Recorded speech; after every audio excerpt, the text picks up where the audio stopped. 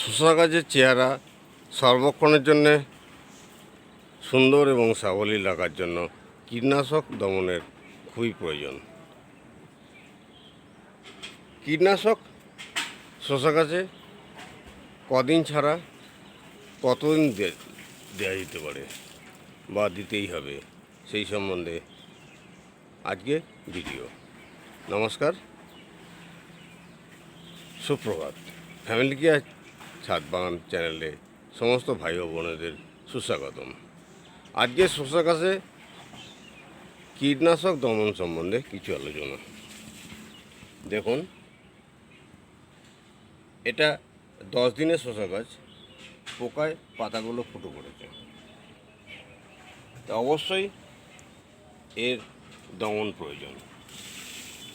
আর এটা 20 দিনের শসা গাছ, তাতেও সামান্য পোকা পাতাগুলো কেটেছে। তো এই শসা চাষের সম্বন্ধে জানতে এবং শসা গাছকে সুন্দর চেহারা রাখতে একদম ছোট আরেকটি জমিতে চারা তৈরি হয়েছে। এটাতে এখনও পোকা আসেনি, এটা বীজ থেকে চারা বেরোনোর পরে 1 সপ্তাহ বয়স হয়েছে। তা যখন পোকা আসেনি, এখনই একে কীটনাশক দিয়ে পোকা দমন করা খুবই প্রয়োজন। কারণ একবার পোকা এসে গেলে প্রচুর পরিমাণে ক্ষতি করতে পারে। তাই এই অবস্থা থেকে কীটনাশক প্রয়োগ করে পোকা, এই যে উড়ো পোকা দেখছেন, উঠছে পোকাটা,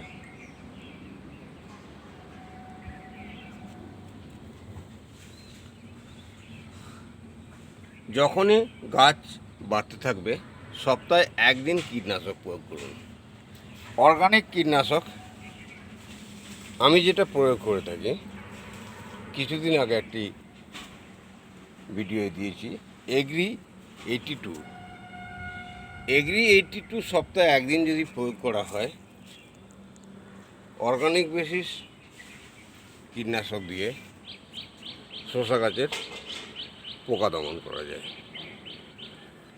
শসা গাছের স্বাস্থ্য বজায় ঠিকমতো রাখতে আর শসা গাছকে সুন্দর বৃদ্ধির জন্য এবং অধিক ফলন পেতে নিয়মিত কীটনাশকের প্রয়োগটা অত্যন্ত জরুরি।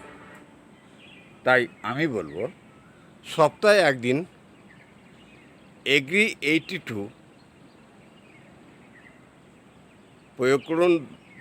2 লিটার জলে 10 থেকে 12 ফোঁটা মিশিয়ে স্প্রে করলে খুব অল্প খরচে কীটনাশক দমন হয়ে থাকে এবং শসা গাছের স্বাস্থ্য সবসময় সমান থাকে।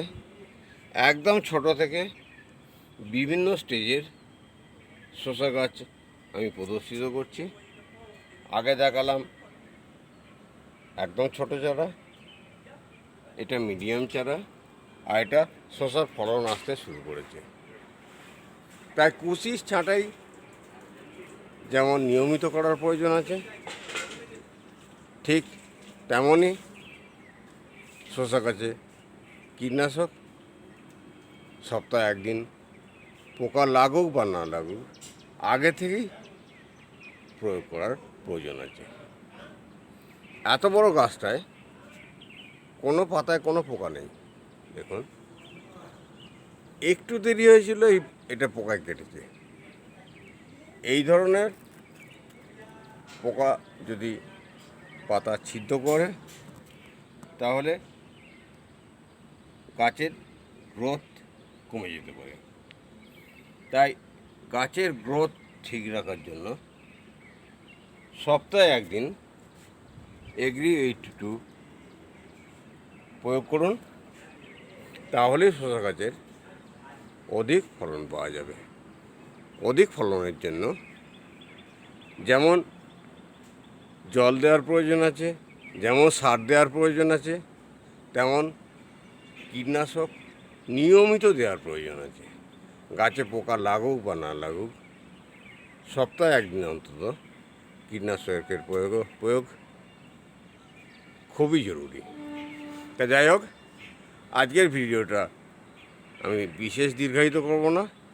শসা চাষের অধিক ফলন পেতে কীটনাশকের যে গুরুত্ব সেই সম্বন্ধে বিস্তারিত আলোচনা করলাম। নমস্কার। আজকে এই মুহূর্তে আজকের ভিডিও এখানেই শেষ করছি। আবার দেখা হবে পরবর্তী ভিডিও আগামীকাল। নমস্কার।